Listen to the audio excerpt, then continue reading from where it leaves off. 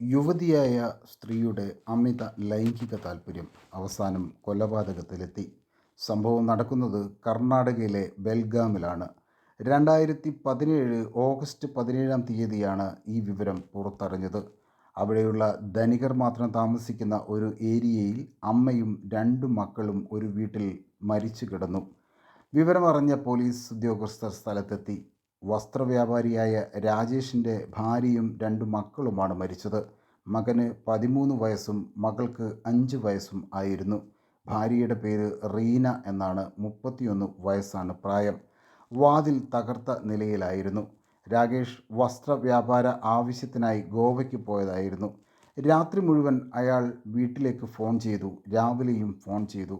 ആരും ഫോൺ എടുക്കാത്തത് കൊണ്ട് കൂട്ടുകാരെ വിളിച്ചൊന്ന് വീട്ടിൽ ചെന്ന് നോക്കാൻ വേണ്ടി ആവശ്യപ്പെട്ടു. രാകേഷ് പറഞ്ഞതു പ്രകാരം സുഹൃത്തുക്കൾ വാതിലുകൾ തകർത്ത് അകത്ത് കയറി. അപ്പോഴാണ് ഹാളിൽ റീനയെ മരിച്ച നിലയിൽ കണ്ടെത്തിയത്. ബാത്റൂമിൽ 2 കുട്ടികളെയും മരിച്ച നിലയിൽ കണ്ടു. പോലീസ് മൃതദേഹങ്ങൾ ഇൻക്വസ്റ്റ് നടത്തി. 5 മണിയോടുകൂടി തന്നെ രാകേഷ് അവിടത്തേക്കെത്തി. മോഷണം ഒന്നും തന്നെ നടന്നിട്ടില്ല എന്ന് പോലീസിന് അന്വേഷണത്തിൽ മനസ്സിലായി. ഇത് കൊലപാതകമാണെന്ന് പോലീസ് ഉറപ്പിച്ചു. അവർ രാകേഷിനെ ചോദ്യം ചെയ്തു. 15 വർഷം മുമ്പാണ് രാകേഷും റീനയും വിവാഹിതരായത്. രാകേഷ് കർണാടകക്കാരനാണ്, റീന ഗുജറാത്തിയും. ഗുജറാത്തിൽ തുണിയെടുക്കാൻ പോയപ്പോഴാണ് രാകേഷ് റീനയെ പരിചയപ്പെട്ടത്. ഗുജറാത്തിലെ ധനികനായ ഒരു സേട്ടുവായിരുന്നു റീനയുടെ അച്ഛൻ. ഇവർ തമ്മിൽ ഇഷ്ടത്തിലാവുകയും പിന്നീട് ഒളിച്ചോടുകയുമാണ് ഉണ്ടായത്. ബിസിനസ്സിലോ അല്ലാതെയോ ശത്രുക്കളുണ്ടോ എന്ന് റീനയുടെ വീട്ടുകാരുമായി എങ്ങനെയാണ് എന്നും പോലീസ് ചോദിച്ചു. ആരുമായും ദേഷ്യമോ വൈരാഗ്യമോ ഒന്നുമില്ല എന്നും ഗുജറാത്തിൽ പോവുകയോ അവരോടൊന്നും ആവശ്യപ്പെടുകയോ ചെയ്തിട്ടില്ല എന്നും അയാൾ മറുപടി നൽകി. പോലീസ് അന്വേഷണം ആരംഭിച്ചു. പക്ഷേ ഒരു തുമ്പും കണ്ടുപിടിക്കാൻ കഴിഞ്ഞില്ല. അങ്ങനെയിരിക്കെ ഒരു ദിവസം ഒരു ഇസ്തിരി കടക്കാരൻ പോലീസുകാരനോട് ഒരു രഹസ്യ വിവരം പറഞ്ഞു. അടുത്ത് വീട്ടിലുള്ള ഒരു പയ്യൻ 2-3 പ്രാവശ്യം ബാൽക്കണി വഴി ആ വീട്ടിൽ കയറുന്നത് താൻ കണ്ടിട്ടുണ്ട് എന്ന വിവരമാണ് അയാൾ പറഞ്ഞത്. അങ്ങനെ ആ ഏരിയയിലുള്ള കോളേജിൽ പഠിക്കുന്ന കുട്ടികളെ വിളിച്ച് തിരിച്ചറിയൽ പരേഡ് നടത്തി. അങ്ങനെ പ്രവീൺ എന്ന വിദ്യാർത്ഥിയിലേക്ക് അന്വേഷണം എത്തി. പ്രവീണിനെ പോലീസ് ചോദ്യം ചെയ്തു. തനിക്കൊന്നും അറിയില്ല എന്നും താൻ ഇവിടെ കിടന്നുറങ്ങുകയായിരുന്നു എന്നുമൊക്കെ അയാൾ പോലീസിനോട് പറഞ്ഞു.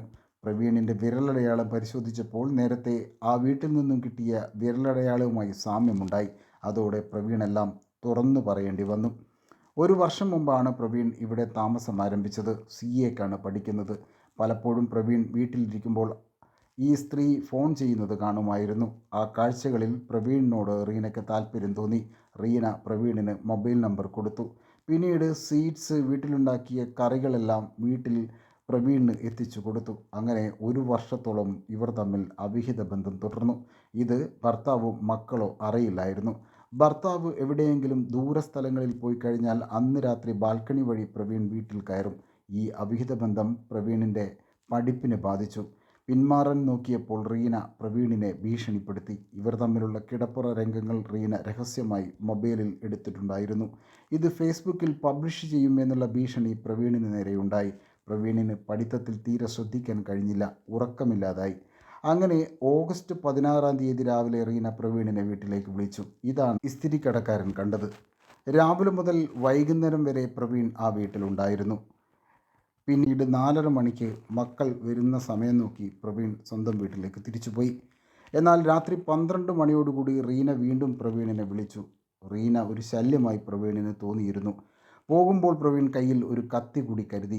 വാതിൽ തുറന്നപ്പോൾ തന്നെ പ്രവീൺ കഴുത്തിന് നേരെ കത്തി വീശി. ഒരു അലർച്ചയോടെ റീന വീണു. ശബ്ദം കേട്ട് മക്കൾ ഓടിയെത്തി. കുട്ടികളെ ബാക്കി വെച്ച് കഴിഞ്ഞാൽ തൻ്റെ ജീവിതം അപകടത്തിലാണെന്ന് മനസ്സിലാക്കിയ പ്രവീൺ 2 കുട്ടികളെയും ബാത്റൂമിൽ കൊണ്ടുപോയി അവിടെ വെള്ളത്തിൽ മുക്കി കൊലപ്പെടുത്തി.